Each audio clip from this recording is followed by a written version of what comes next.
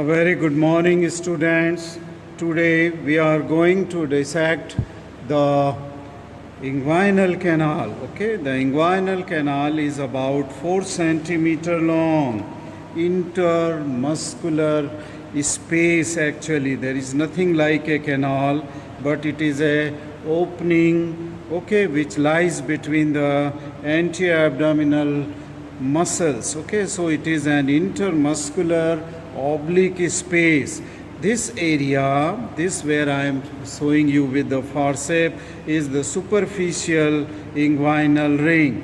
This is the external oblique abdominis aponeurosis. This is the aponeurosis of the external oblique abdominis. This point which I am pressing with the finger here is the anterior superior iliac spine. This is the pubic symphysis, and from here to here the groove-like structure which you are seeing is the inguinal ligament. Okay, the pubic tubercle is here. Now this area which I said through which this spermatic cord is coming out here, this is the superficial inguinal ring.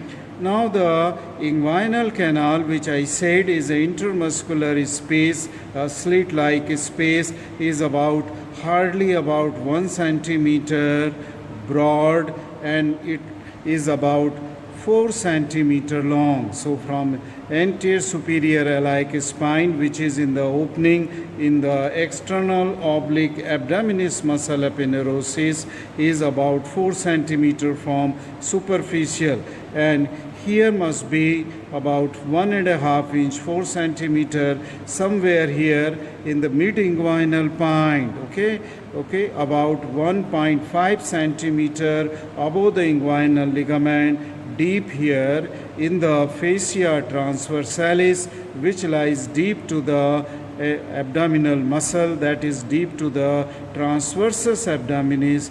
This is the site for the inguinal deep inguinal ring. So between the deep and the superficial inguinal ring, this is the site which will correspond to that inguinal canal, through which in male will come out. See, this is the penis, so this is a male body, and this is the spermatic cord will come out from this inguinal ring. In case of female, it will give passage to that of the round ligament of the uterus. So I was telling you that this is the aponeurosis of the superficial oblique abdominis, I mean to say external oblique abdominis muscle, which gives a slit-like opening here, just lateral and superior to the pubic tubercle here, and this opening in the aponeurosis of the external oblique abdominis will, from its margin, which is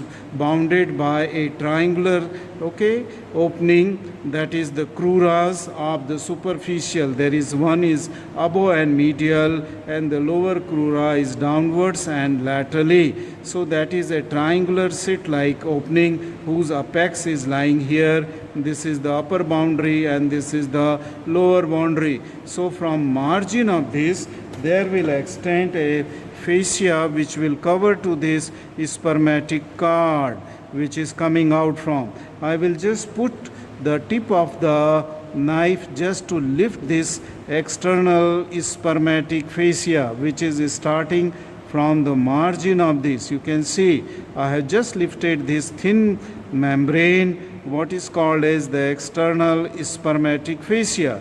It is called spermatic fascia external because it is the covering to the spermatic cord.